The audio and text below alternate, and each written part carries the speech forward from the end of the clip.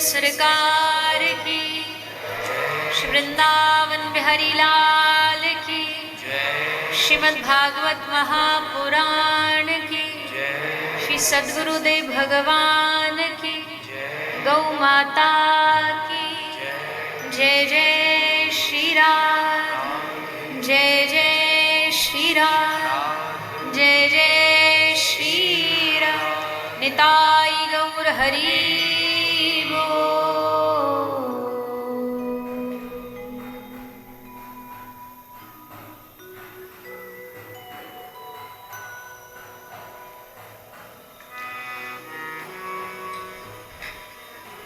आइए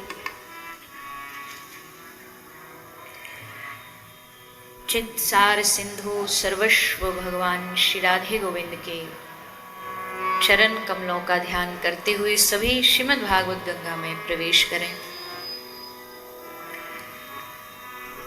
पधारे हुए सभी हरि भक्तों वैष्णव जनों के चरणों में व्यासपीठ की ओर से आप सभी को मेरा प्रणाम।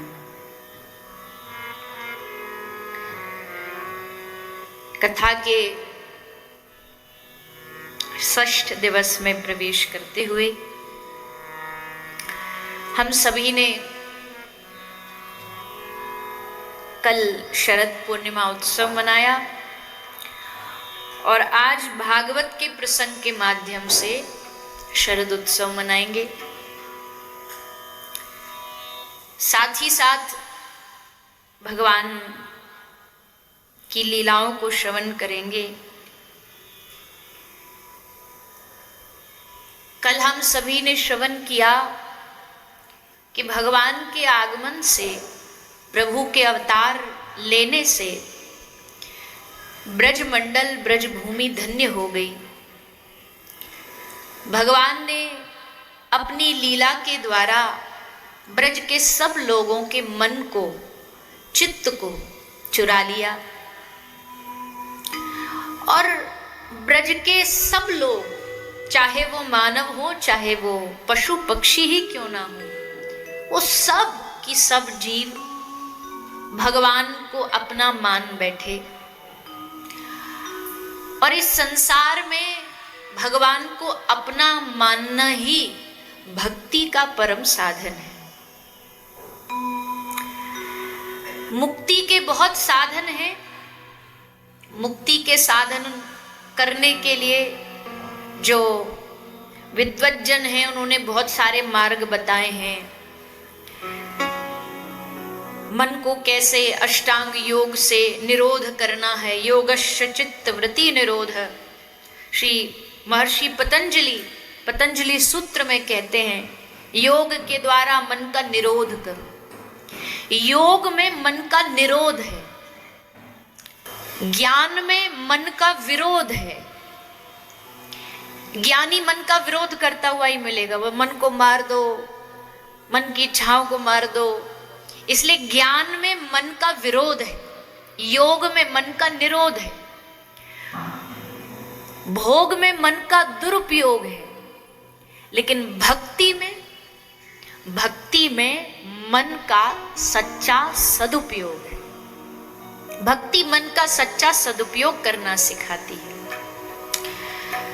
और जब मन भगवान को मान लेता है अपना, तो फिर उनसे बेहतर कोई अपना लगता नहीं।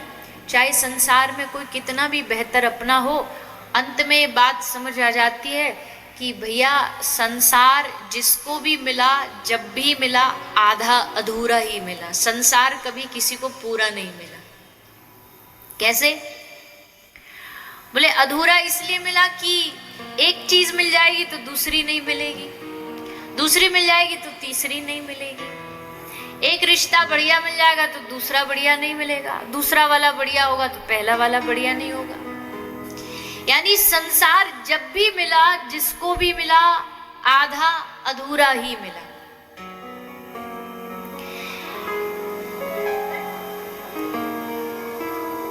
किसी को माता पिता बढ़िया मिल जाएंगे तो मित्र बढ़िया नहीं मिलेंगे, मित्र बढ़िया मिल जाएंगे तो पुत्र बढ़िया नहीं मिलेगा, पुत्र बढ़िया मिल जाएगा तो पति बढ़िया नहीं मिलेगा, पति बढ़िया मिल गया तो कोई दूसरा रिश्ता बढ़िया नहीं मिलेगा, वो सहयोगी नहीं मिलेगा। इसका मतलब है कि कहीं ना कहीं संसार में कोई ना कोई कमी रह ही जाती है, या जो भी संसार से गया वो अतृप्त होकर ही गया, पूरा पाके नहीं गया। कुछ ना कुछ छूटा उससे, कुछ ना कुछ रहा उससे। धन अच्छा था तो तन बढ़िया नहीं था, तन में बहुत रोग थे। किसी का भगवान ने तन बढ़िया दे दिया तो किसी के मन के दुख बहुत हैं। मन का दुख भी नहीं तो स्वभाव के दुख बहुत हैं। हमने तो देखा है कि जमाने में 80% लोग तो अपने स्वभाव से ही दुखी हैं। वो अपने ही मन से दुखी हैं, उनके दुख का कोई कारण नहीं है। उनकी अगर चेकलिस्ट चेक करने जाओगे तो आपको लगेगा अरे राम राम राम, इतना हमारे पास होता तो हम खुशी से नाचने लग जाते। पर जो कह रहा हम खुशी से नाचने लग जाते, वो अगर अपनी भी चेकलिस्ट चेक करे ना, तो सामने वाले को देख के ये लगता है कि इसकी जिंदगी में जो ये होता तो हम नाचने लग जाते। वही वाली हालत है कि एक सेठ जी एसी कमरे में बढ़िया बैठे हैं, कुर्सी के ऊपर, रिवॉल्विंग चेयर के ऊपर बढ़िया बैठे बैठे वहीं से ऑर्डर दे रहे हैं, कॉफी लाओ, जूस लाओ, नारियल पानी लाओ। और एक मजदूर बेचारा बाहर धूप में कंधे पर चावल की, गेहूं की बोरियां ढो ढो करके दूसरे ट्रक में डाल रहा है। तो मजदूर जो बाहर खड़ा है वो मन में उस सेठ को देख करके क्या कह रहा है, आहा हा हा, भगवान क्या बढ़िया जीवन दिया सेठ जी को। देखो कैसे एसी कमरे में बैठे बैठे ऑर्डर पेल रहे हैं, ऑर्डर दे रहे हैं इसको उसको। क्या जीवन है, एक ही कुर्सी पे बैठे बैठे खूब मजे ले रहे हैं। अब वो बाहर बैठा बैठा ये सोच रहा है, और जो सेठ जी हैं कुर्सी पर, वो खिड़की से उसे देख रहे हैं। और क्या देख रहे हैं कि 1 घंटे में 10 बार इसने 50 बार इसने बोरी उठाई कंधे पे और फिर दूसरी जगह डाला है, फिर उठाई दूसरी जगह डाला है। हमारी कमर ऐसी दुखती है कि हम एक छोटा सा कोई सामान स्टूल भी उठा के दूसरी जगह नहीं रख पाते। आहा, भगवान ने कितना बढ़िया जीवन, कितना बढ़िया शरीर दिया। इसको देखो कैसे फुर्ती है, यहाँ से वहां, यहाँ से वहां भाग रहा है। अब ये जीवन, ये कहानी किसकी है? ये हम सब की जीवन की कहानी है कि सेठ मजदूर को देख करके उसका जीवन बढ़िया बता रहा है और सामने वाला सेठ का जीवन बढ़िया बता रहा है। हम पड़ोसी का जीवन अच्छा बता रहे हैं और पड़ोसी हमारा जीवन अच्छा बता रहा है। जीवन दोनों का ही बढ़िया है, लेकिन अपनी अपनी दृष्टि का खेल है, अपने अपने नजरिए का खेल है। इसलिए संसार जब भी मिला आधा अधूरा मिला, पर प्रभु जब भी मिले, भगवान परमात्मा जब भी मिला, भगवान कभी आधा अधूरा नहीं मिलता है। भगवान जब भी मिला, जिसको भी मिला, पूरा की पूरा मिला। कहत कबीर में पूरा पाया। कबीरदास जी कहते हैं मैंने पूरा पा लिया, संपूर्ण पा लिया।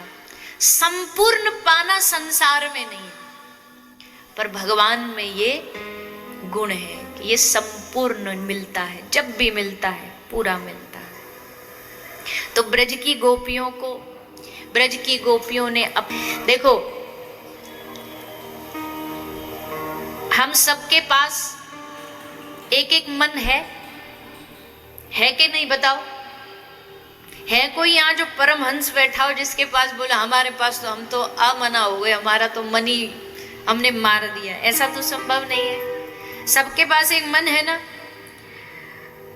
पर अब प्रश्न ये है कि मन की प्राप्ति, मन की जो, मन में जो स्थान दिया है वो किसका दिया है? जैसे कि किसी जमीन पर किसी आदमी ने कब्जा कर लिया, और कब्जा करने वाला भी कौन है? वो शहर का दबंग, जो किसी की नहीं सुनता, जो किसी की नहीं मानता। उस व्यक्ति ने आकर के हमारे जमीन पर कब्जा कर लिया है। अब अगर उसको छुटाना है, उस आदमी से उस जमीन को छुड़वाना है, तो क्या करना पड़ेगा? Any idea? अगर उस जमीन को छुड़वाना है, उससे ज्यादा दमदार कोई आदमी पकड़ के लाओ और उसको वो जमीन बेच दो। बोले भैया ये तुम्हारी है, अब तुम छुड़वा लो इसको। वो कहेगा चिंता ना करो, हम देखो खाली करवा लेते हैं अभी। तो दुनिया तो है ही दमदार, यहाँ सब अपना अपना जोर लगा करके हमारे मन पर कब्जा करके बैठे हैं। पर जो दुनिया में सबसे दमदार है ठाकुर जी, उनको इस जमीन को दे दो, यानी उनको इस दिल को दे दो, मन को दे दो, और कहो कि प्रभु अब तुम जैसे इसको संभालना है तुम संभालो। किसको बाहर निकालना है, किसको भीतर, ये सब आपकी जिम्मेदारी, हमारे बस का खेल नहीं है। तो फिर ठाकुर जी क्या करेंगे? बोले भगवान अपना जगह, अपना स्थान बनाने के लिए जगह बनाएंगे पहले, और पहले धीरे धीरे जगह बनाते बनाते फिर एक समय आएगा कि उनके अलावा हृदय में जगह किसकी नहीं रहेगी, केवल वही ही वही रहेंगे। अभी हमारे हृदय में ठाकुर जी क्यों नहीं आते? बोले इसलिए नहीं आते, आना तो चाहते हैं बेचारे, पर देख रहे हैं दिल में, दिल के सारे कोनों में कोई ना कोई बैठा है। इस कोने में बच्चे बैठे हैं, इस कोने में परिवार बैठा है, इस कोने में बिजनेस बैठा है, इस कोने में प्रतिष्ठा मान बैठी है, पूरा भरा हुआ है। और भरा हुआ है और मानव ने पहले से ही हाउसफुल का बोर्ड लगा रखा है। अब ये छोटा सा हॉल है हमारा, अब इस हॉल में बाहर अगर कथा भर जाए सब लोग, तो बाहर फिर लिख देंगे, बोले भैया भीतर जगह नहीं है, हाउसफुल है। अब जो समझदार होगा वो तो पहले ही बोले भीतर जगह नहीं भैया, दूसरे हॉल जहाँ टीवी लगी है वहां जाके बैठ जाते। पर जिसको माथा बच्ची करनी होगी वो क्या करेगा? वो जबरदस्ती भीतर घुसने की कोशिश करेगा। पर जिसने, जो समझदार हो पहले ही पढ़ लेगा, बोले हाउसफुल है भैया, हमारी कोई जगह नहीं है, बाहर जाके कहीं बैठते हैं। तो वैसे ही ठाकुर जी माथा बच्ची नहीं करते। जब उन्होंने देखा कि इसने तो दुनिया पूरी बिठा रखी है, हाउसफुल है, तो हम तो बाहर से प्रणाम करके निकल जाते हैं। जब जगह ही नहीं तो क्या करें भीतर जाके? लेकिन जब वो देखेंगे कि नहीं, इसने मेरे लिए भी अपने हृदय में थोड़ा स्थान बचा रखा है, बाकी रख रखा है, तब ठाकुर जी इस हृदय में घुसने का प्रयास करते हैं, तब इस हृदय में प्रवेश करते हैं। तो पहले हृदय में जगह बनानी पड़ेगी, हृदय में रिक्त खाली स्थान छोड़ना पड़ेगा, तब ठाकुर जी हमारे हृदय में पधारेंगे। ब्रज की गोपियों ने, ब्रज के ग्वालाओं ने तो भगवान के लिए थोड़ी जगह बनाना नहीं, उनका तो समग्र जीवन ही श्री कृष्ण से जुड़ा हुआ है।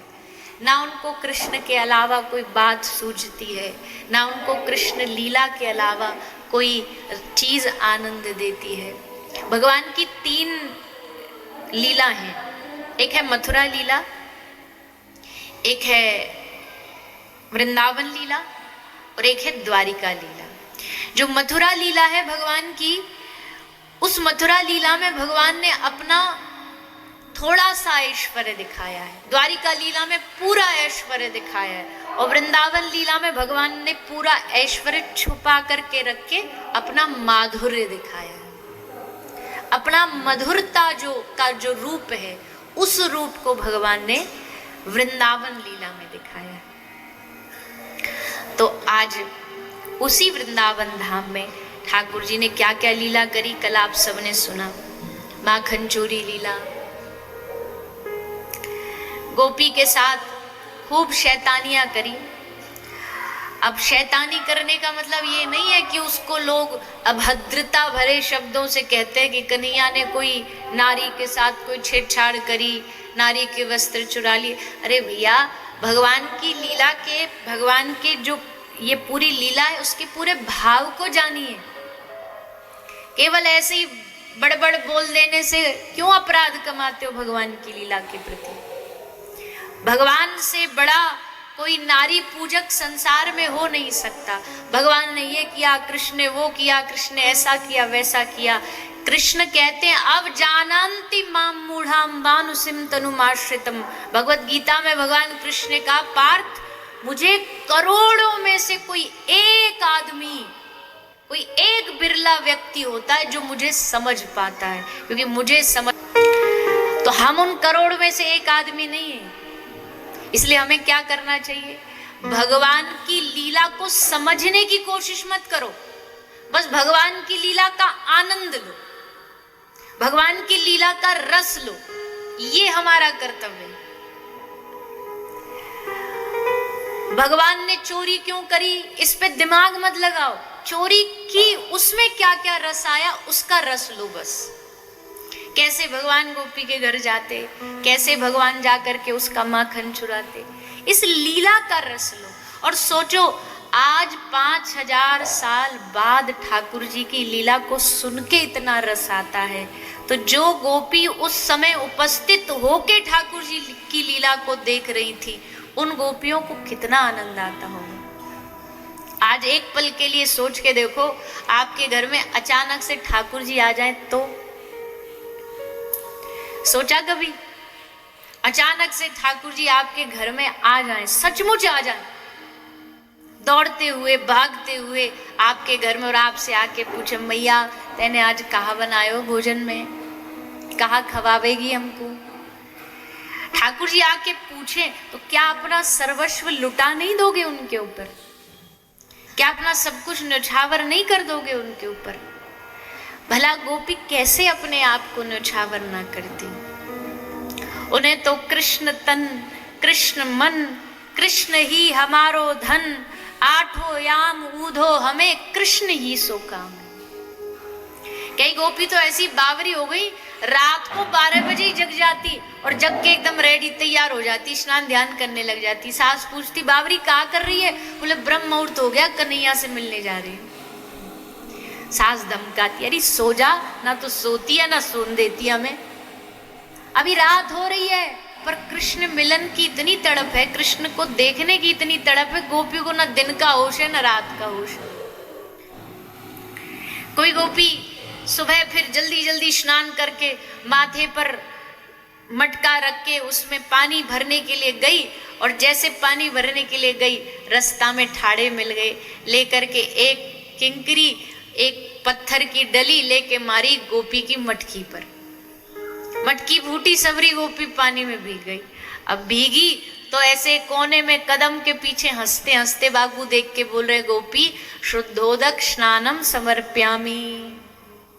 गोपी जल्दी जल्दी में ऐसे ही आ गई थी मटका उठा के बिना स्नान करे पानी भरने। तो ठाकुर जी कह रहे, गोपी शास्त्र कहते पहले स्नान बाद में काम, तो तू नहा नहीं पाई तो ले हमने यही नहा दे। कोई गोपी सर पे माखन घी भर के मथुरा बेचने ले जा रही है, सो फिर मटकी फोड़ी, सबरी घी में भीग गई। तो गोपी ते बोले, गोपी घृतम स्नानम समर्प्यामी, ले पानी से तो रोज नहाती हो, कभी कभी घी से भी नहा लिया करो। काई गोपी को घी में नहला रहे।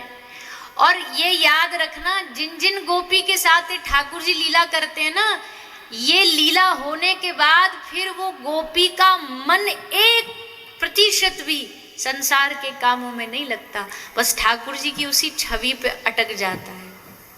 कैसे रास्ता में मार्ग रोक करके हमको ठाड़ा हुआ मिला था, कैसे हंस रहा था, क्या मुस्कुराहट थी उसकी, क्या घुंघराले बाल थे। ठाकुर जी का स्वरूप ध्यान करती करती बावरी हो जाती, उनका सौंदर्य का ध्यान करती करती बावरी हो जाती। इसलिए हम सबको भी कभी कभी ना बैठ करके थोड़ी देर आंख बंद करके ठाकुर जी का रूप का दर्शन करना चाहिए, रूप का चिंतन करना चाहिए। कैसे लगते हैं ठाकुर जी, कभी उनके केशों को देखो, कभी उनकी आंखों को देखो, कभी उनकी मुस्कुराहट को देखो, कभी उनके श्रृंगार को देखो। मंदिर भी जाते हो ना दर्शन करने, सब लोग जिस भी मंदिर में जाओ, पहले वहां जाकर के सीधा जाते ही हाथ जोड़ करके आंख बंद करके मत खड़े हो जाए करो। आंख बंद करके खड़े हो जाते हैं, अरे दर्शन करने आए हो, क्या करने आए हो? दर्शन तो किए नहीं और हाथ जोड़ के आंख बंद करे ठाड़े, ये कोई दर्शन होते हैं ऐसे? कोई माता हो, कई बार हम कहते कोई माता हो श्रृंगार करके, अच्छा अभी माताओं का त्योहार आ रहा है ना, करवा चौथ, अब उस दिन भारी श्रृंगार करके माताएं और सज धज के पति के सामने आके बोले, ए जी बताओ हम कैसी लग रही हैं? और जैसे वो पूछे कैसी लग रही हो, तो पति